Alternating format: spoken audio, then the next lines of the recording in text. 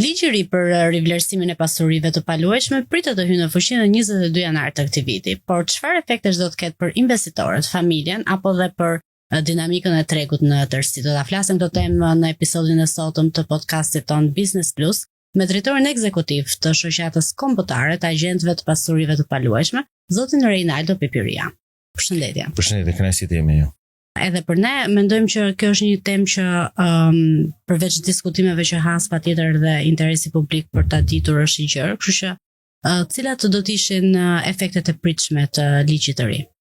E para ne mendojmë që do të japi një tjetër lloj dinamike dhe një frymëre të re të tregut pasurive paluajshme gjithë sektorit. Nga statistikat që ne disponojmë, nisur nga iniciativa e parafundit për ligjin e rivlerësimit që daton diku në prill të 2024 nga një prej deputetëve të grupit parlamentar Partisë Socialiste, kemi vënë re që 2024 ka qenë rreth 4000 transaksione më pak se sa 2023 dhe 2022, duke pasur parasysh në atë periudhë kemi pasur efektet e rivlerësimit të fundit. Dhe akoma 2025, për paktën me atë që ne kuptojmë nga viti që sapo mbyllëm, nuk ka arritur nivelin e 2023 aq më tepër të 2022. Kështu që ne besojmë që kjo fushat rivlerësimi do të japi frymare, do të silli tregun në performancën e vet më të mirë siç ka qenë 2021-shin, 2022-shin dhe 2020-ën.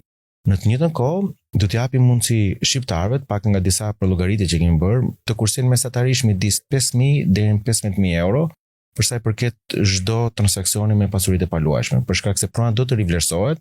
Dhe diferenca midis çmimit të shitjes dhe çmimit të blerjes, pra kostos me cilën ti ke marrë pasurinë e paluajshme, do të datohet në vend të 15%, do të datohet 5%. Çka do thotë kur të dalin në treg, normalisht do dalin më lehtë në treg, do jetë më e tregtueshme dhe të gjithë palët do të kursejnë.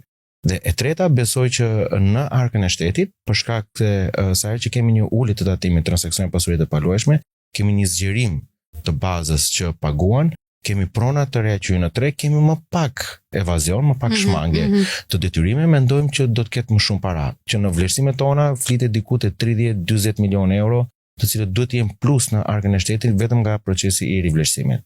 Po ndërkohë efektet e këtij ligji, pra kohëzgjatja, mendoj që është e kufizuar, pra një vit bëhet fjalë. Sa reale është Agjencia Kadastrës do të mund të menaxhojë këtë proces siç duhet apo fluksin e kërkesave? Kohëzgjatja në letër është e kufizuar 12 muaj, në realitet mendoj që është më pak se 12 muaj për shkak se kemi parë një dekretim me vonesë të ligjit, pra është dekretuar vetëm në fillim të janarit 2026, duhet të hyjë në fuqi në 22 janar të 2026, por futja e ligjit, bërja efektive e ligjit, futja në funksion, është në varësi të Ministrisë Financave, sepse Ministria e Financave bashkë me ASHK-n do duhet të nxjerrin në mënyrë emergjente aktet nënligjore, udhëzimin e tyre të përbashkët, për mënyrë se si do të funksionojë si proces, tarifat, vetë procesi I aplikimit, gjithë ana dokumentare.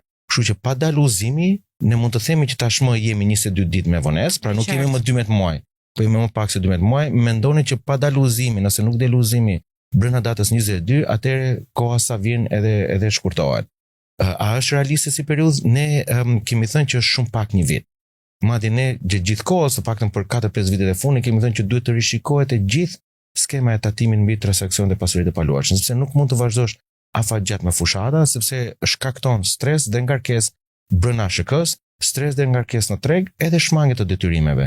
Vetë ASHK-ja unë dyshoj që doja dali dot të procesoj të gjitha aplikimet.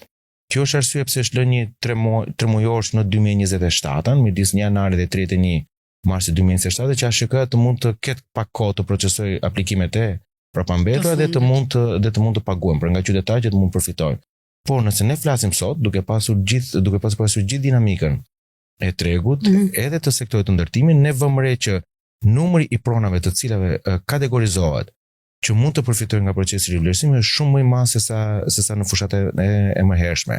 Dim që sektori I ndërtimit, po themi pjesa e real estate-it, ka pasur një frymëri të re, një dinamik të re, një momentum të ri pas 2015 dhe 2016, për shkak se ka pasur një moratori midis 2008-2015, për afërsisht 7-8 vite, 2007-2015, dhe pas 2015 ka rifilluar procesi I zhvillimit të pasurive paluajshme në Shqipëri, po themi në Tiranë dhe kryesisht në Bregdet. Edhe këto prona me shumë mundësi janë pajisur me certifikat pronësie diku 2020-2021 dhe jo me shumë gjasa, jo domosdoshmërisht janë rivlerësuar në fushatat më përpara. Duke pasur parasysh që në fushatat më herët janë rivlerësuar vetëm 250.000 prona. Marrim konsiderar dhe shtesën që ka ardhur pas 2026-s, pas 2015-s deri në 2026 me këtë numër të ri, pra ky 10 vjeçar, i bie që të jenë mesatarisht diku te 500.000 prona, të cilat kategorizohen si potenciale për të rivlerësuar. Ne besojmë që jo të 500.000 do të futen në procesin e rivlerësimit. Por le të themi sikur 150.000 të futen në procesin e rivlerësimit, prapë është shumë, i thon 10-12.000 prona të paktën për çdo muaj, 13.000 prona për çdo muaj që duhet të futen në procesin e rivlerësimit dhe një pjesë e tyre të dalin më pas në treg.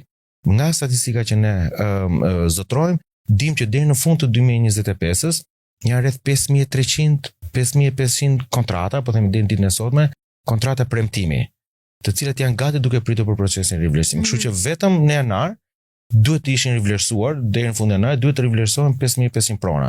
Mendoni më pas pjesa tjetër. Kështu që është pak realiste, ne urojmë shumë që çfarë po humbim gjatë 2026-s janarit, të mund ta rekuperojmë në 2027 dhe kjo do të jetë një nga kërkesat që besoj që gjatë vitit do të dali për të pasur një shtyre të procesit rivlerësimit me çfarë kemi humbur tashmë. Çfarë pritet në treg pas rivlerësimit? A pritet një rritje transaksioneve, likuiditetit? Domethënë si mendoni ju duke qenë edhe në kontakt me gjithë agjentët e pasurisë të paluajtshme në vend? Ne presim që të çlirohet kapital i ri, presim që pronat të dalin në treg, presim që të ulet presioni për rritjen e çmimeve, pra praktikisht presim që Tirana të jetë e qëndrueshme, por si se Bregdeti do të vazhdojë se janë projekte të reja dhe ka interes nga tuaj, që pritet që të vazhdojë të ketë një presion, po themi, për rritjen e çmimeve, por në të njëjtën kohë presim që të rekuperojmë ato transaksione dhe atë dinamik që kemi pasur të humbur nga 2024 dhe 2025. Kemi humbur 4-5.000 transaksione të paktën, kështu që sapo kemi treguar që janë 5.300-5.500 kontrata që duhet rekuperohen vetëm në fillim të vitit. Kështu që tregu do të jetë ndryshe dhe me më shumë alternativa për çdo që do të ketë strehimin e vet, sidomos strehimin e vet parë.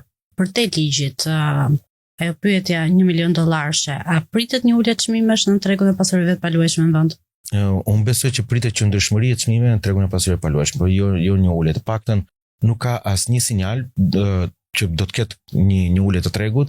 Kam qenë duke parë pak statistikat, duhet të jemi diku tek 1.5 miliardë euro tregu i pasurive të paluajtshme në 2025, nga të cilat 1/3 vjen nga investimet e huaja direkte, gjysma vjen nga pjesa e sektorit bankar, pavarësisht shtrëngimeve, duke që tregu, po themi, pjesa bankare ka rifituar momentumin e vet, përsëri dinamikën e vet nga shtatori edhe në vijim, vjen nga remitancat në të njëjtën kohë, dhe atë që po vëmë re është gjithmonë më tepër, po bie pjesa e kursimeve dhe po mbështetet kryesisht nga këto tre triburimet.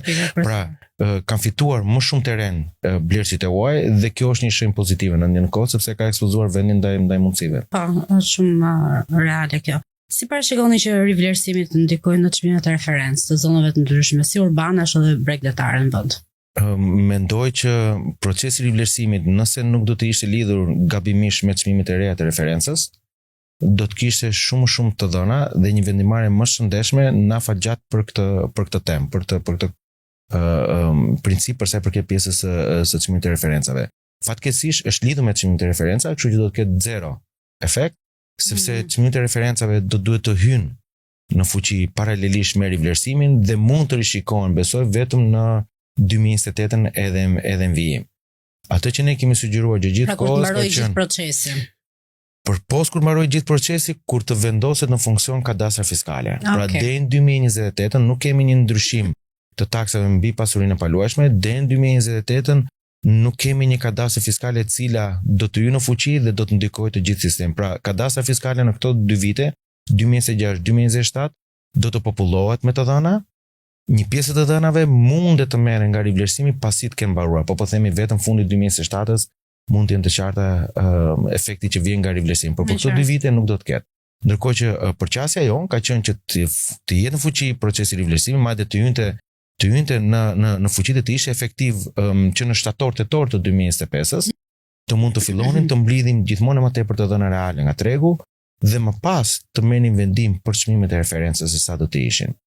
Vetë përqasja e ekzekutivit është që pas 2028 do të ketë një rishikim të çmimit të referencës në bazë vjetore. Se sa e bësh me sa reale është kjo, është për të diskutuar në të ardhmen.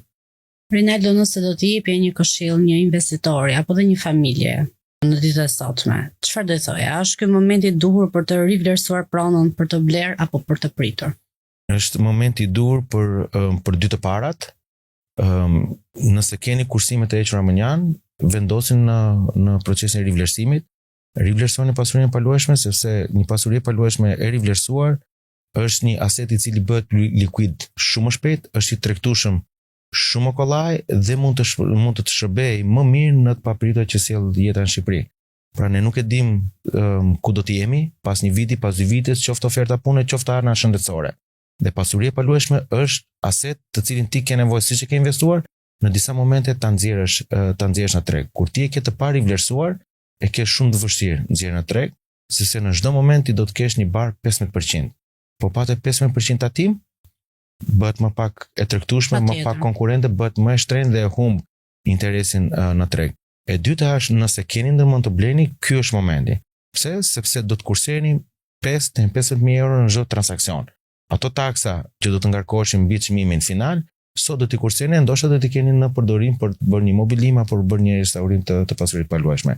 E treta, për të pritur, nuk besoj që tregu në Shqipëri të sugjeron të prezës.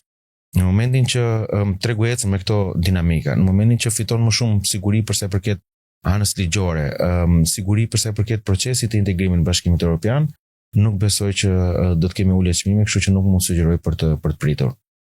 Ronaldo, faleminderit sot për bisedë. Kënaqësi të isha me ju.